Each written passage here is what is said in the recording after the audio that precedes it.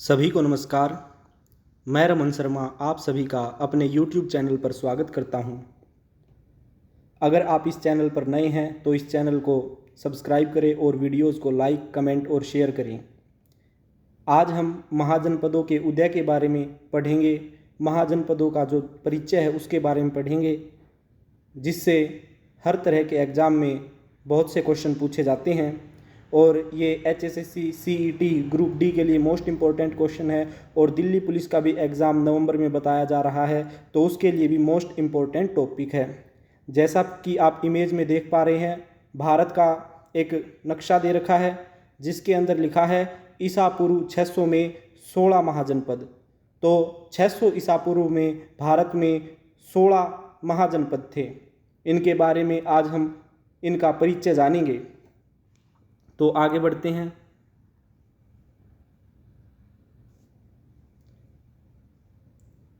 First question, 6ठी शताब्दी ईसा पूर्व में भारतवर्ष 16 जनपदों में बटा हुआ था। पहला क्वेश्चन यही बनता है कि भारतवर्ष में, प्राचीन भारतवर्ष में कितने जनपद थे? तो 16 जनपद थे। यानी ये छोटे छोटे देश थे जो अपना अलग शासन चलाते थे, तो इनको जनपद कहा गया है। तो भारत में, प्राचीन भारत में 6ठी शताब्दी ईसा पूर्व में 16 जनपद थे। इन जनपदों को ही महाजनपद कहा गया है। नेक्स्ट क्वेश्चन, प्रथम बार 16 जनपदों की जानकारी बौद्ध ग्रंथ अगुत्तर निकाय से मिलती है। इस लाइन से भी क्वेश्चन बनते हैं। पहला तो क्वेश्चन यही बनता है कि पहली बार 16 जनपदों का जिक्र किस ग्रंथ में किया गया है? तो अगुत्तर निकाय में किया गया है। दूसरा क्वेश्चन बनता है अगुत्तर निकाय का संबंध किस धर्म से है? तो बौद्ध धर्म का ग्रंथ है ये अगुत्तर निकाय। नेक्स्ट क्वेश्चन, जैन ग्रंथ भगवती सूत्र में भी 16 जनपदों की चर्चा है। अगर ये क्वेश्चन पूछ लिया जाए कि 16 जनपदों की चर्चा निम्नलिखित में से किस ग्रंथ में थी? तो अगुत्तर निकाय और भगवती सूत्र दोनों देकर सी ऑप्शन में ए और बी दोनों दे सकता है, या फिर अगुत्तर निकाय को ऑप्शन में न देकर अकेले भगवती सूत्र को दे सकता है। दूसरा क्वेश्चन बनता है कि भगवती सूत्र किस धर्म का ग्रंथ है? तो जैन धर्म का ग्रंथ है भगवती सूत्र। नेक्स्ट क्वेश्चन, वज्जी पर मगध के आक्रमण का वर्णन भगवती सूत्र में है। मोस्ट इंपॉर्टेंट क्वेश्चन है, पूछ सकता है कि वज्जी पर मगध के आक्रमण का वर्णन किस ग्रंथ के अंदर है? तो भगवती सूत्र ग्रंथ के अंदर है।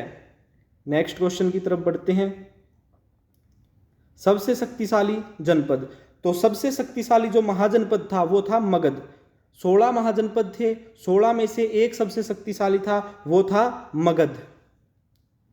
मगध की प्राचीन राजधानी, कई बार क्वेश्चन पूछा गया है, मगध की प्राचीन राजधानी गिरिब्रज या राजगृह थी। और आगे जैसे जैसे समय बदलता गया, जब यहाँ पर आधुनिक शासक आने लगे या फिर प्राचीन समय में ही जो शासक थे, मौर्य सम्राट थे और हर्यक वंश हो गया, ये थे सब।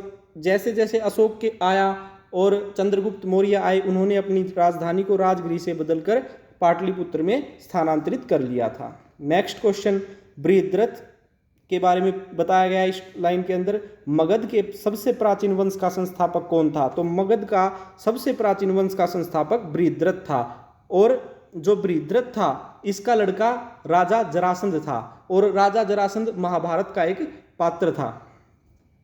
नेक्स्ट क्वेश्चन, दक्षिण भारत में स्थित एकमात्र जनपद, तो दक्षिण भारत के अंदर सिर्फ एक ही जनपद था, वो था अश्मक।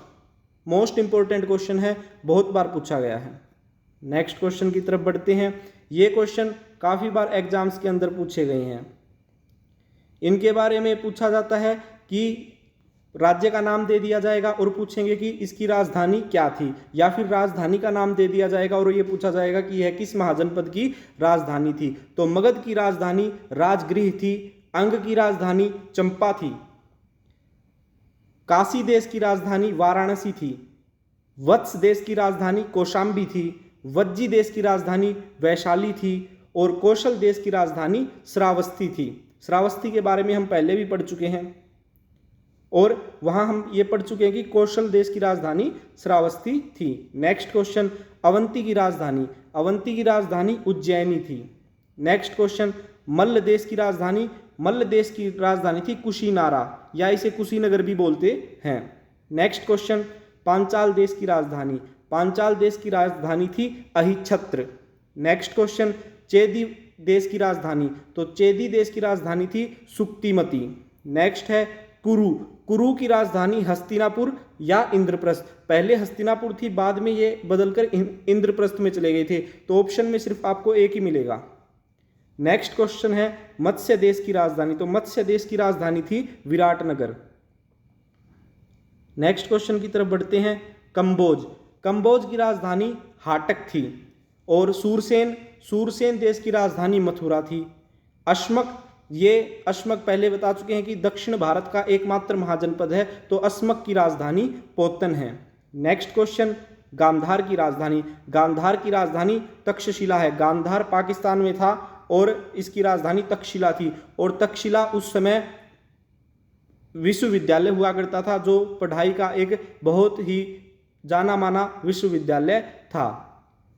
आशा करता हूं आपको यह वीडियो अच्छी लगी होगी। आप इन क्वेश्चंस को अच्छे से याद कर लीजिएगा। बहुत ही छोटी वीडियो बनाने का प्रयास किया है, और जितने भी इंपॉर्टेंट क्वेश्चन बनते थे वो सारे मैंने इसके अंदर डाल दिए हैं, तो आप इसे याद कर लीजिएगा, आपके एग्जाम्स में आने के पूरे चांस हैं। आशा करता हूं आपको वीडियो अच्छी लगी होगी।